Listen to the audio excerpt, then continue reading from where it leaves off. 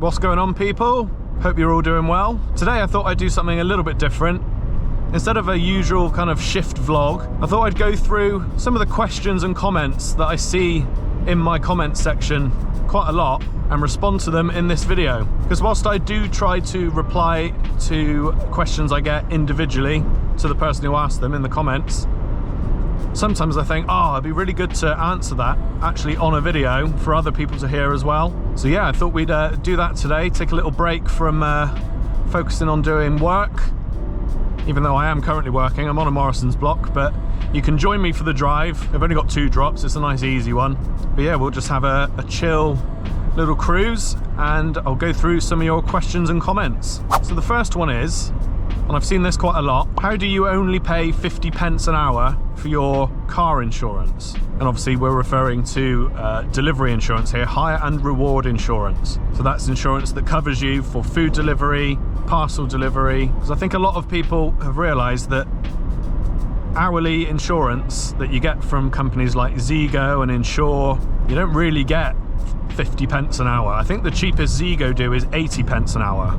So how am I getting 50p an hour? It's a very good question. So I pay for my hire and reward insurance on Zego's pay monthly plan on their 30-day rolling insurance policy. And although the price varies a little bit month to month, it's always between 145 and 155 for a 30-day period. I'll throw up a screenshot of my last quote. I think it was 147 something. Now here's the kicker. That monthly insurance includes social, domestic and pleasure insurance as well. So when you're on hourly insurance, that's on top of your normal car insurance that you'll have with another company. That's your Direct Line, your Admiral, your Hastings. But I don't need that now because it's all included in one package for that 150 quid-ish a month. So the first thing I do is I have to deduct a rough cost of what the social, domestic and pleasure insurance is. Because obviously that doesn't go towards work expenses. That's insurance I'd need on the car anyway. And my social, domestic and pleasure cost used to be about £60 a month with Hastings. So what I do is I take my £150 a month cost from Zego. I deduct £60 because that's pretty much what I was paying for social, domestic and pleasure before, which leaves me with £90 a month as a work expense. And I work roughly, on average, about 45 hours a week. So if you do the maths, that's 180 hours over 4 weeks. You divide that by the £90 that was remaining after we deducted the cost for social, domestic and pleasure, and that leaves you with 50 pence an hour. Now obviously that cost is an estimate. Some months I work more, a lot more actually, so my cost will work out to more like 30 or 40 pence an hour. And sometimes I work less, so I'll be paying a little bit more than 50 pence an hour that month. But ultimately it's fairly accurate. You know, I'm pretty consistent with when I work and how much I work. So yeah, that's how I get 50 pence an hour for my insurance. I hope that clears it up. Next question, have I considered Beelivery? Aha, yes, I have. For those of you who have never heard of Beelivery, it's a much smaller kind of delivery app where you can order stuff that isn't from a particular shop. There's just like a selection of common goods, butter, drinks, food, sweets, that sort of stuff.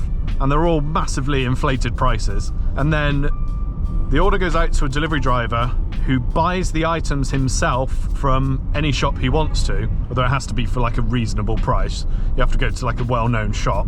Once you've delivered it, you send a picture of the receipt to Beelivery and they give you back the money for the goods as well as your delivery fee on top. Now, there's a few reasons why I've never done a Beelivery job, despite being signed up and actually on the app receiving job offers.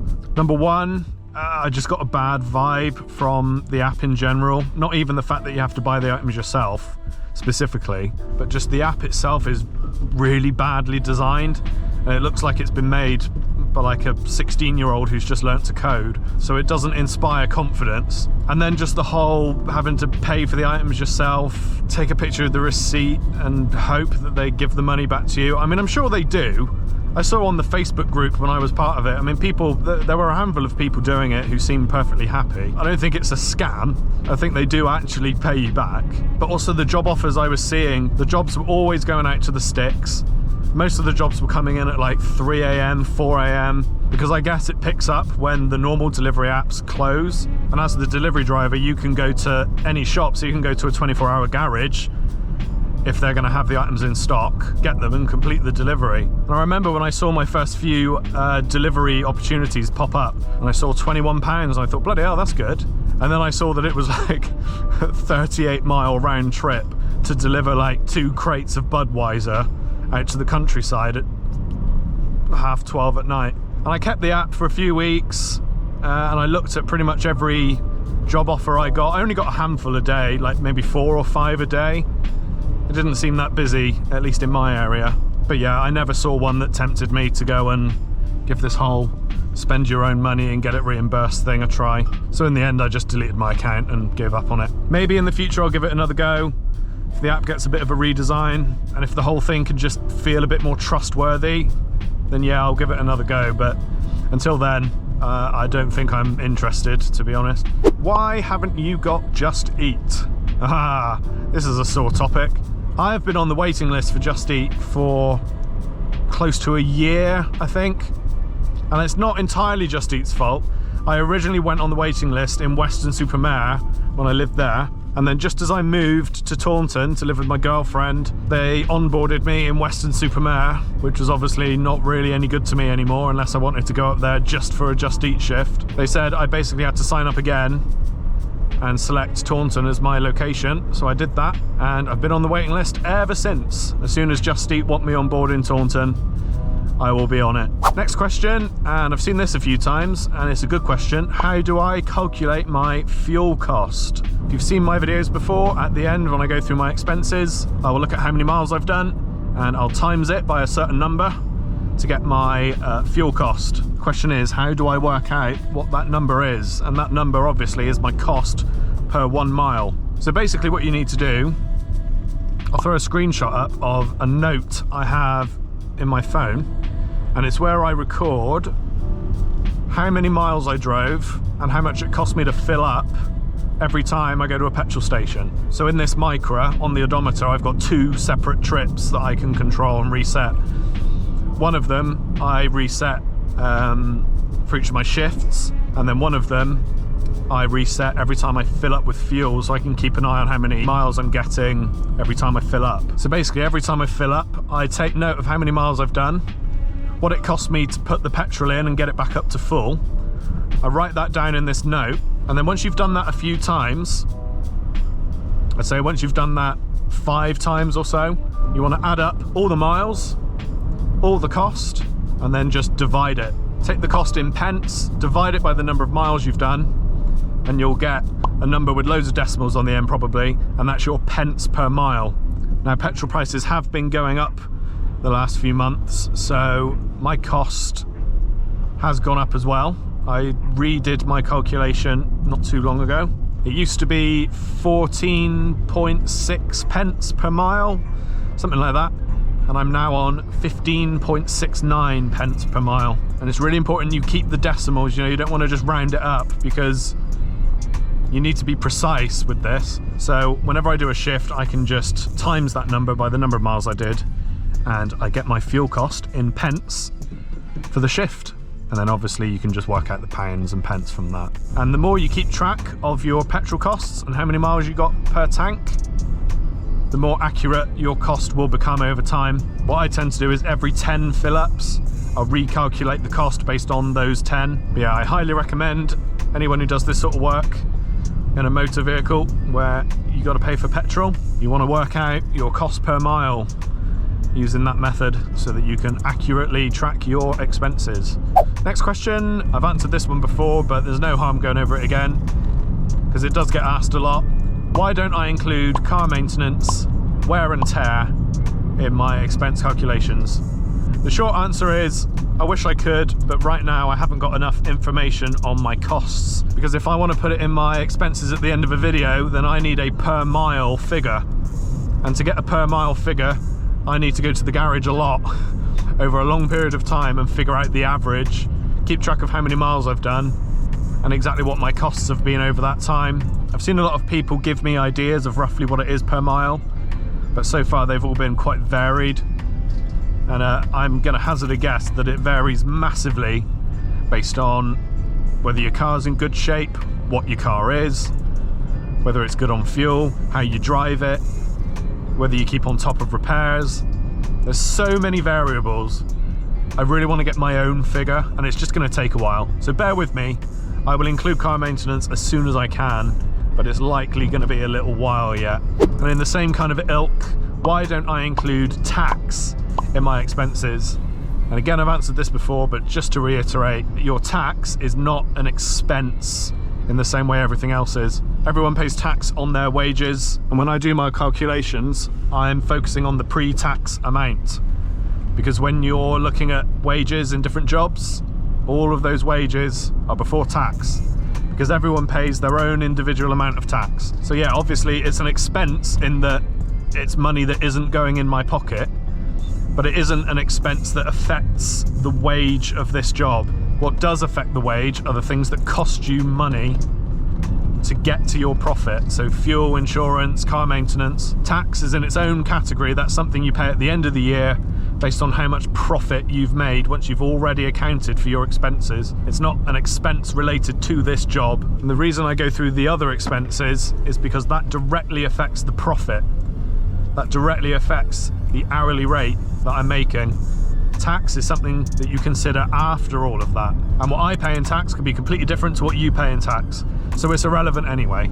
And when you're comparing wages between jobs, when you're looking at salaries and job adverts, it's all before tax. Because tax, again, varies from individual to individual. So yeah, I hope that clears it up. Unlike car maintenance, I'm never going to include tax in my expenses because it, like I said, it's not relevant. Next question, haha, this is a good one. Do I multi-app? So for those who don't know, multi-apping is something relating to food delivery, and people have different definitions of it. But in general, I think people are talking about taking multiple jobs over multiple apps at the same time, which in general is a big no-no. But obviously, if you were to do it, it means you can sometimes earn a little bit more money in the same period of time than you normally would. Now, multi-apping is a contentious topic. Some people say we're self-employed, we should have the right to do our job as we see fit. And others say, no, the customer has a right to a good service they've paid good money for, so you should be sticking to doing one job at a time, always. Obviously, it doesn't apply to getting a double on the same app. We're talking about making your own doubles, taking a Deliveroo and an Uber simultaneously, and then just delivering one after the other. The issue is, obviously the delivery apps don't talk to each other, so the customer thinks you're on the way to them, when in reality, you're buggering off and doing another delivery first. It just results in a really poor customer experience for whoever you're going to last. And a poor customer experience means they're less likely to order again, which means less earning opportunities for us drivers. So I'd say, think big, don't bother multi-apping. I know it can be tempting when you're online on multiple apps and you happen to get a really good offer on both at the same time. And obviously the money-making part of your brain is saying, take them both and just rush them and get them done as quick as you can. But honestly, I just don't think it's worth it. I know Deliveroo are really strict on it, and if they notice you taking longer than their predicted times, you will very quickly get an email with some very clever wording. It doesn't specifically say, we can see you multi-apping, but it implies that you're multi-apping, and it implies they're onto you, and they will be quick to ban anybody who does it consistently. But as for having multiple apps online at the same time when you're just waiting to get an order, that there's no problem with. As long as you're only taking jobs on one app at a time, then there's no harm in being online on 2 or 3 different apps whilst you're waiting for an order. In fact, that's recommended. If you want to make good money in this job, you need to be on at least 2 apps, and you want to run them at the same time when you're waiting for orders, so you can just take the first one you get. Now, I actually leave the other app online when I get a job on one, because at least with Deliveroo and Uber, you can cancel deliveries right up until the point when you've picked up the order. So let's just say I've taken a McDonald's order from Uber Eats and I'm on the way to McDonald's. I've still got Deliveroo online, and then if whilst I'm on the way to McDonald's, Deliveroo pops up with an order and it's better and it's worth me ditching the Uber and getting that instead, then I'll do that. That's absolutely fine. The issue is taking multiple orders on different apps. And look, I understand the argument that if we're self-employed, we should have the freedom to do what we want to, but I don't know, man. You're still contracted with these delivery apps and you've signed an agreement that says you're gonna do things a particular way. So I just wouldn't bother. I really wouldn't. So no, I do not multi-app in the naughty way, but I do run multiple apps online at the same time to maximize my chance of receiving an order. But I only ever actually work on one order at a time. Next up, you look like Callux. You look so much like Callux. Yeah, I can see the resemblance. Similar face shapes, I'll take that. What vlog kit and microphone do you use? So I actually just use a GoPro Hero 11 and I do not use any kind of external mic. I just use the built-in microphone. And I think there's a couple of reasons that I can get away with that. As this is a fairly modern GoPro, I know they've just released the 12, slightly annoying. But yeah, I know that GoPros, they didn't used to have the best sound quality, but certainly in the Hero 11, the sound quality is for the most part very good and perfectly suitable for these kind of vlogging in the car scenarios. And seeing as I do most of my talking in the car where I'm shut off from outside wind noise and stuff like that, just sticking to the internal mic, it's not been a problem. I have considered a lavalier mic, but honestly, I don't think I need one. Not unless I really start talking more in my walking shots and when I'm in restaurants and stuff like that. But yeah, I just use a GoPro with the built-in mic. I don't have the media mod or any of the attachments. Literally just a GoPro. Just got my last drop done, so I am done with this block now and I'm heading home. So whilst I'm driving back, I will finish the last few questions. What's your typical miles per gallon? I had to use a calculator that I found on Google to figure this out because I don't think I've ever actually looked it up before. My car tries to tell me, but it literally goes up and down massively based on how you're driving in that moment. And it's got like an average one, but it's just, it changes so much, I just don't think it's very accurate.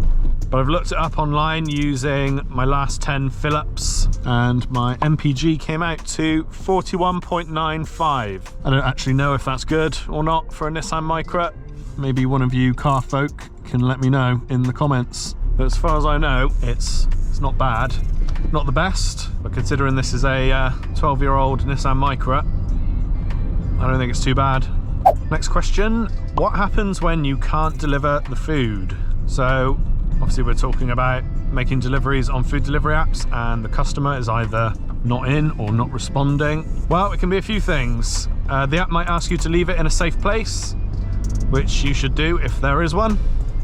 But if it's a house on like a main road where they've got no side gate, nothing like that, then the official instruction is to throw it in the bin. And I'll just leave that information with you. Do you get weird looks with the GoPro on your head? Well, I only have the GoPro on my head in the car. When I'm out of the car, filming in restaurants or doing drop-offs, it goes onto a chest mount. And I typically try and wear a black t-shirt because the GoPro is black, the chest mount is black, and everything just kind of, like, you can still see the GoPro. It's not like it hides it or anything, but it just makes it kind of like as stealthy as possible. There's no way I'd be knocking on people's doors with a GoPro on my forehead. I do not think that would be a good idea. Final question then, what is your other 20% of income? Now this comes from, I think, my typical day video where I said that delivery work makes up about 80% of my total income. And yeah, I don't mind talking about it. I'm an open book. I'm actually a web developer by trade. My old job before I did any of this driving stuff was as a web developer. I worked in-house at a company on the company website. I wasn't part of like an agency making websites for other people or anything. But I still do a little bit of that on the side. Obviously, it's a fairly well-paid skill to have and is something I am looking at getting back into. But honestly, years of sitting at a computer looking at code, if your heart's really not in the job, it kind of drives you insane. Don't get me wrong, the pay is good and the skills are in demand. You're never going to be struggling to get a full-time job. But yeah, I do not do it under employment anymore. I just do freelance bits of work here and there. But like I said, I'm going through a stage of my life where I don't really want to be sat behind a computer for long periods of time. I'm sure I'll get back into it, I know I will, but So I try and limit the amount of work I take on and just take on fairly small projects. So I make a little bit of money from doing small amounts of web dev work. I have a couple of websites that bring me in a very small amount of passive income. We're talking like a few quid a month. And then on top of that, I earn a little bit of money from these YouTube videos as well, as I'm a YouTube partner. So yeah, hope that answers your question. But for the most part, at least right now, because I'm sort of full-timing this delivery work for now, this is where the bulk of my money comes from. So yeah, there we go. A few questions and comments that I've received. Hopefully you found those answers useful. Let me know if you've enjoyed this video. And I want to try and mix up my videos as well, so it's not just 100% shift vlogs. Maybe doing a video on tax and how to manage your tax if you're new to being self-employed. So yeah, let me know if something like that would be useful. But yeah, thanks for watching, guys. It's been fun just to have a chill drive whilst I did a couple of drops and talk to you. If you've enjoyed this video, a like down below would be really appreciated. And also, if you haven't subscribed and you're finding yourself enjoying my videos, a subscription to the channel, again, would be massively appreciated. Those two things really help the channel out. And I thank every single one of you who has subscribed and who likes the videos. To my fellow delivery drivers, keep on hustling, keep on grinding, and I'll be back with you very soon. Take care, guys, and I will see you in the next video. Peace.